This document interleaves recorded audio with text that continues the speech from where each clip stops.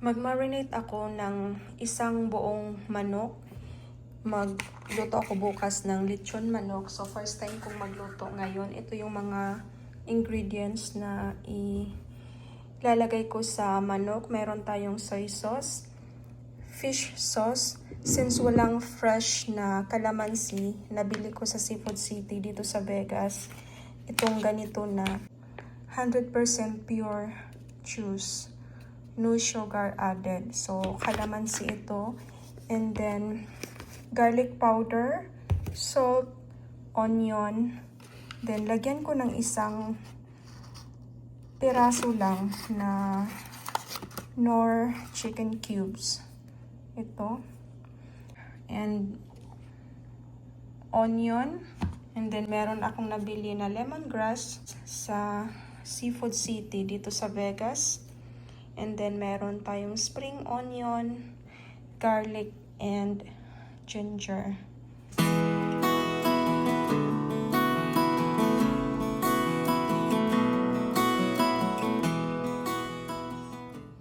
So, itong lemongrass, gamitan ko nito. Pupukin ko lang.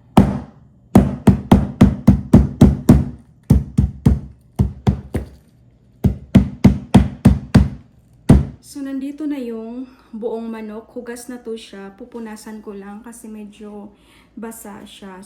Kailangan siyang dry bago ko lagyan ng mga seasoning.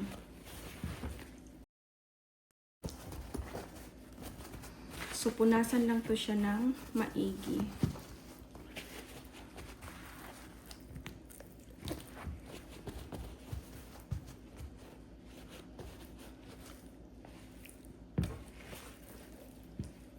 Lagyan ng onion powder.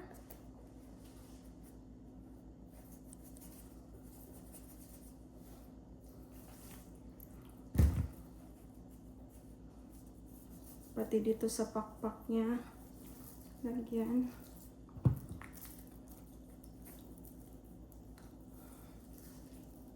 Pati sa loob rin. And then next, garlic powder.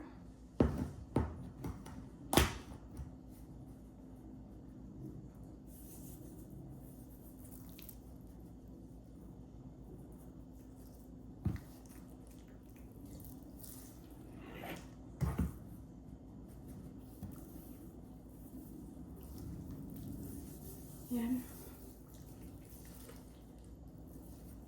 Yan to ng pati sa loob.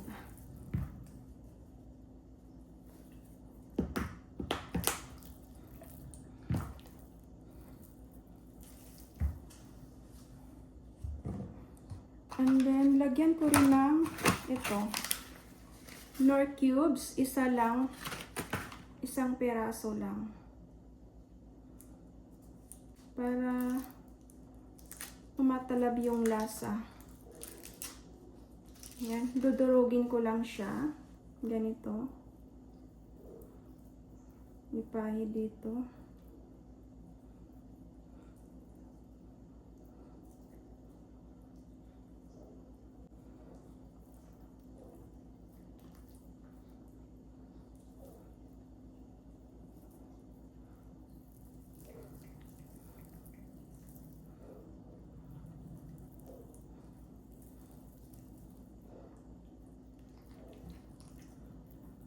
Baliktarin. Yan.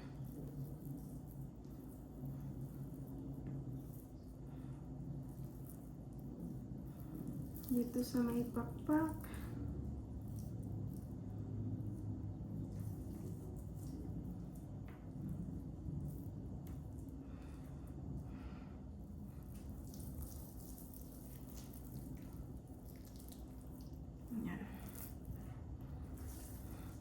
Lagyan sa loob. So, iset aside ko lang muna itong manok. Dito sa bowl, maglagay ako ng toyo. Sa toyo, tatansyahin ko lang kung gaano kadami ang lalagay ko. Ito. Yan. Half lang. And then, lagyan ko ng patis or fish sauce. Ito, lagyan ko ng fish sauce. Depende na sa inyo kung gaano kadami ang ilalagay nyo. Kung ayaw nyo ng sobrang maalat, yan, sakto na yan. And then, meron tayong kalamansi. Lagay ko na rin dito. Ito yung kalamansi.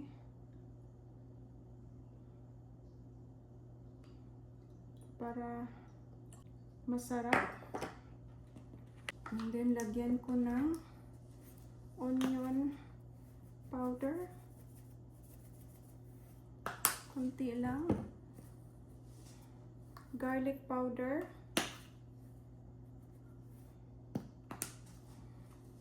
And then, konting asin. Konting-konti lang. Then, maglagay ako ng onion. Lagay ko dito. Yan, sakto na yan. And then, meron tayong sibuyas dahunan. Ilagay ko na dito.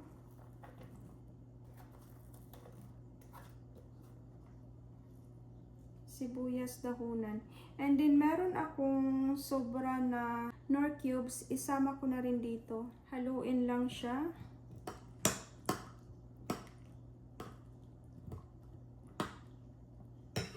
And then, meron tayong ginger powder. Lagyan ko ng konti. Konti lang.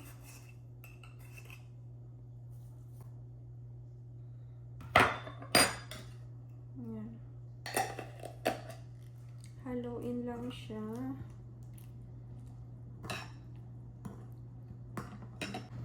So, meron tayong bawang dito.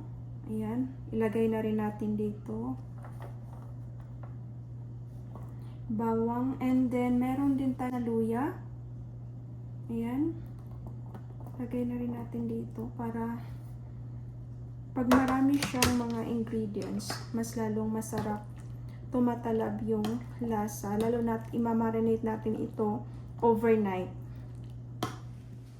So, pahiran lang natin yung manok dito bago natin siya i-marinate para mag-spread yung lahat ng mga ingredients. Yan, para tumatalab siya. Yan. Sobrang bango niya. And maramdaman mo talaga yung spring onion, yung bango ng spring onion. Sobrang bango niya. And then yung luya, meron tayong ginger. Yan. So baliktarin lang natin.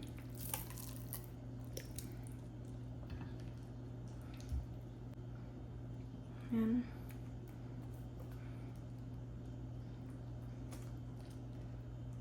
Pati dito sa pakpak para may lasa siya. Ito. Yan. So, i-marinate natin to ng overnight. Yan. Dito sa leg part niya. Lagyan natin.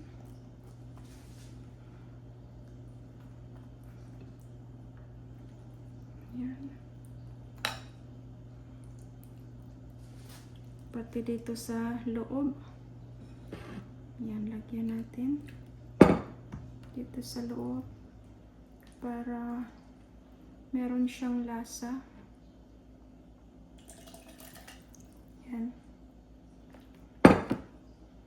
Yan.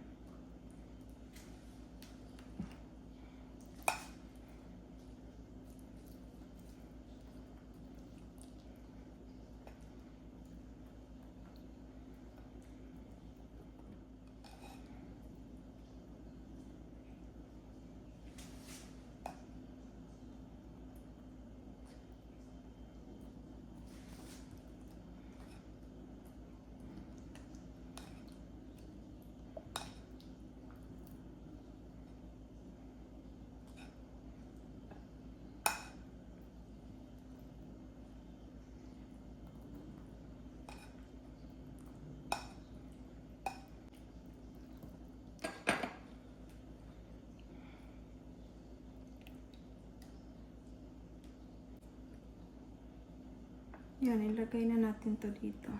Maghugas lang ako ng kamay.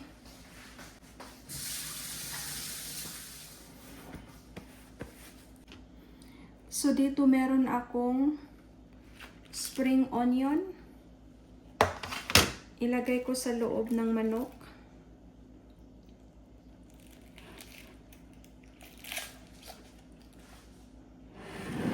Yan, spring onion. And then, meron tayong ginger. Ilagay natin to sa loob ng manok. Yan, madami to.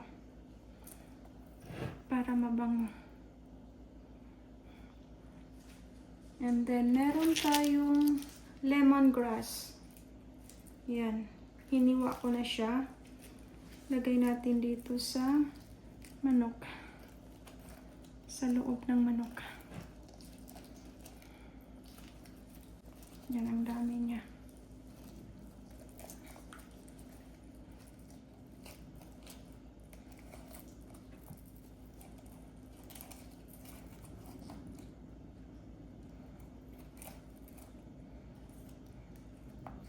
Yan, pagkasyahin natin tong lemongrass sa loob.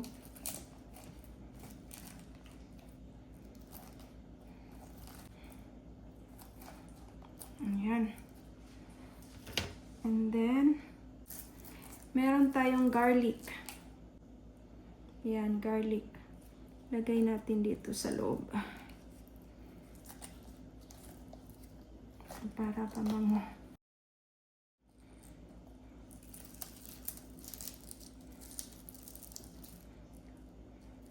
And then onion. Lagyan din natin ng onion.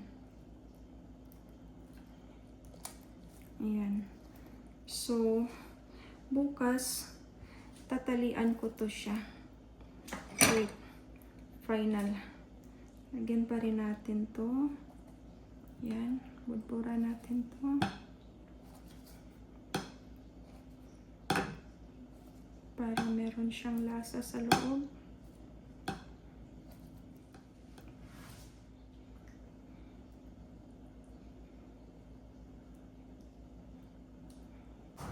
Lagyan ko lang ng konting juice. Pineapple juice to siya. 100%. Nakalimutan kong ihalo kanina. So, konti lang. Yan. Uli. Dito. Lagyan ko lang siya. Para tumatalab.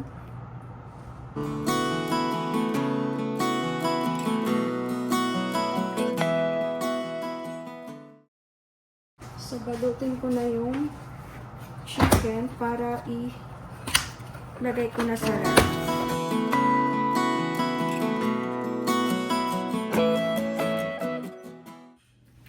Ayan. So, nakabalot na yung buong manok. Nakalagay na dito yung mga ingredients niya. I-marinate ko siya ng overnight. Bye for now! Thank you for watching!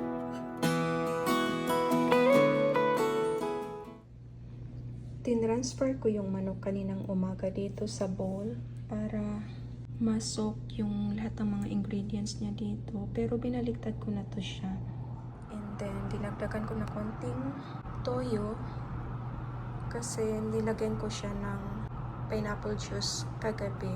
So, baka matamis siya. So, dinagdagan ko ng toyo.